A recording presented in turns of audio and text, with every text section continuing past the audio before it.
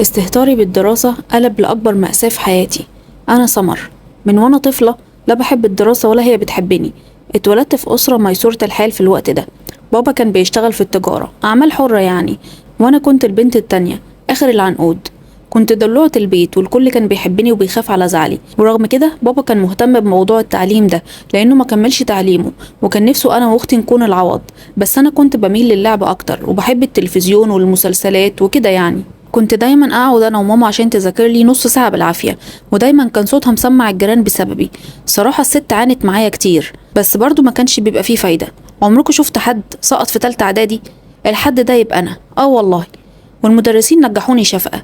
وعدت السنين وجبت مجموع ثانوي عام بالعافيه، ودخلت الثانويه العامه. وطبعا طول السنين اللي فاتت ما عدتش بسلام برضو.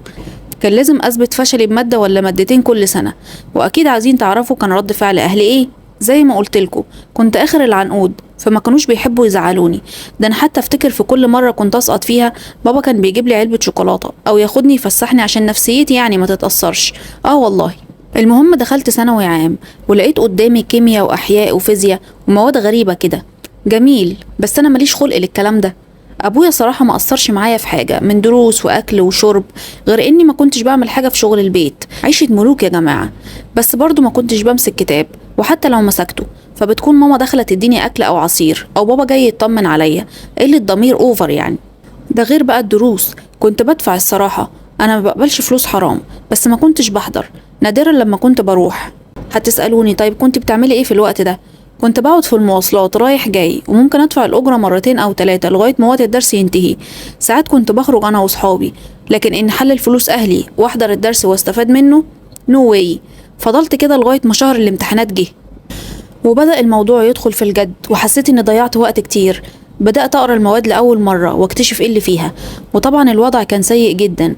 عياط بقى واكتئاب، وطبعا أهلي مفكرين إني خايفة أنقص درجة ولا نص درجة في كل امتحان. ما يعرفوش إني عايزة أنجح بس، ونشوف بعد كده ايه اللي هيحصل. والله يا جماعة في مواد كنت أول مرة أذاكرها كانت قبل امتحانها مباشرة. المهم دخلت الامتحانات، وفي كل امتحان بابا وماما كانوا بيستنوني قدام باب المدرسة علشان يطمنوا عليا. ففي كل مرة كنت أطلع والابتسامة على وشي، ولما يسألوني أقول لهم 100% على طول هقفل الامتحان. بابا يقول لي يعني هتجيبي مجموع كبير يا سمر؟ أقول له أنت عايز كام؟ مش عارفة كنت جايبة البجاحة دي منين، وأنا أصلا حليت الاختبارات بحادي بادي. وجه يوم النتيجة، أهرب أروح فين يا ربي؟ ما عنديش مكان تاني. فكرت كتير، لقيت مفيش غير المواجهة. خلاص أمر واقع. يلا النتيجة ظهرت، جبت 65%، وسقطت كمان في الفيزياء. اول ما قلت لاهلي كده كلهم تنحوا، واختي اخدت اللاب علشان تتاكد ان ده اسمي. محدش كان متوقع كده. بقولكوا كنت بقول لهم ان هدخل طب. يومها زعلت جدا على اللي عملته، واتكسفت من نفسي قوي. ليه ما ذاكرتش؟ غيري ما كانش متوفر ليه ربع اللي كنت فيه. ويومها بابا ما اتكلمش معايا، دخل ينام، وخفت عليه قوي. خفت يجرى له حاجه، كان يوم صعب جدا. محدش كان بيكلمني، ما كانوش عارفين يعملوا معايا ايه. عدى يوم وتاني يوم لقيت بابا جايب لي موبايل ايفون احدث حاجه وقتها، وقال لي ما تزعليش يا بنتي، كله يهون، المهم ان انت واختك تكونوا بخير. طرت من الفرحه ونسيت النتيجه والثانويه العامه. الموقف ده اختي كانت حاسه ان المفروض اتعاقب مش يجي لي هديه، لكن بابا قال لها خليكي في حالك، لما تتجوزي وتخلفي ابقى عاقبه عيالك انت. ويومها قالت له انت اللي هتبوظها، وانا زعلت جدا منها، بس بعد كده عرفت انها عندها حق. المهم بعد كده دخلت عشان امتحن الفيزياء تاني، وعديت فيها المره دي بالعافيه.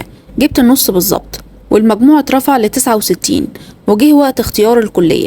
اختيار ايه؟ ما كانش قدام اختيارات اصلا غير حقوق وزراعة والمعاهد. فبابا قال لي ايه رأيك يا بنتي؟ انا مستعدة ادخلك جامعة خاصة لو تحبي. اي نعم تكلفتها غالية جدا، بس هدوس على نفسي عشان تدخلي الكلية اللي انت عايزاها. ففكرت ولقيت برضو ان اختيارات الجامعة الخاصة محدودة عشان المجموع قليل، غير اني زي ما قلتلكوا مش بحب الدراسة اصلا. فخفت ورطه معايا، لو سقطت في مواد الكلية المواد هتبقى مكلفة جدا. فقلت له خلاص هدخل زراعة، وشوحت بايدي كده. قال لي خلاص يا بنتي زي ما تحبي، ودخلت فعلا كلية زراعة. ويا ريتني ما دخلتها، اكتشفت انها صعبة جدا، والظاهر ان كان لازم اذاكر عشان انجح. بس طبعا انا ماليش في جو المذاكرة ده، وبرضه قضيت السنة الاولى باستهتار، وكنت بقرأ المواد بس ليلة الامتحان، وكنت فاكرة ان الموضوع هيعدي وهنجح وحتى لو بمقبول. بس اللي حصل غير كده. سقطت في كل المواد، وكالعادة اهلي منتظرين النتيجة. هما ما كانوش متوقعين امتياز يعني، بس على الأقل جيد أو حتى مقبول. بس حوار إن أعيد السنة ده كان كارثة بالنسبة لهم. لما قلت لهم كده بابا انهار، اول مره يزعق لي بالشكل ده، ولقيته جري على المطبخ وجاب مكنسه من هناك وعاوز يضربني بيها، واللي طلع عليه: هموتك، حرام عليكي، انا عملت معاكي ايه؟ كل اللي انت عايزاه بتلاقيه. انا عملت معاكي كل حاجه، ليه عملت فيا كده؟ وماما واختي واقفين بينا بيحاولوا يهدوه، بس ما كانش فيه فايده. وش جديد من ابويا اول مره اشوفه، ده عمره ما زعقلي. اعتقد لولا امي واختي كان زماني مت تحت ايده، وللاسف ما ادانيش فرصه اصالحه واعوضه عن اللي عملته. وفجاه مسك صدره وبدأ يتألم جامد جدا، وبعدين وقع في الأرض وسط عياط وصويت أمي وأختي، وأنا متسمرة في مكاني مش عارفة أخد أي رد فعل. المهم وديناه المستشفى، واكتشفنا إن جات له جلطة في القلب. قعد في العناية يا حبيبي لمدة 15 يوم، وبعدين توفى. وهنا اتبدلت حياتي 180 درجة. أولا أبويا ده كان حب عمري، وواضح طبعا من بداية القصة قد إيه هو كان حنين عليا، كان حبيبي وصديقي. معقول ده يبقى جزاته؟ أموته؟ أنا اللي موتته، موتت أقرب حد ليا باستهتاري وعدم مسؤوليتي. إحساس بالذنب مميت، مش عايز يسيبني للحظة دي. بعد 13 سنة من وفاته وابتدت رحلتي في الدنيا. أبويا كان بيشتغل بإيده، وصرفنا فلوس كتير جدا في فترة مرضه في المستشفى. وكمان أبويا كان من الناس اللي مؤمنة بفكرة اصرف ما في الجيب يأتيك ما في الغيب. ما كانش بيعرف يحوش، وكان كل همه إنه ما يحرمناش من حاجة وهو عايش، الله يرحمه. كان نعم الأب، فعلا كنا على الحديدة حرفيا، مفيش فلوس خالص. ماما كان معاها سلسلة ذهب، بعتها وقلنا نصرف منها لغاية ما نشوف هنعمل ايه.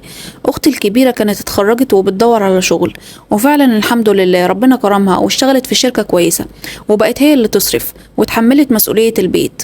وانا كنت مفكرة اني لقيت حد تاني اتكل عليه، ورجعت ريما لعادتها القديمة. دخلت سنة اولى جامعة تاني وعدتها.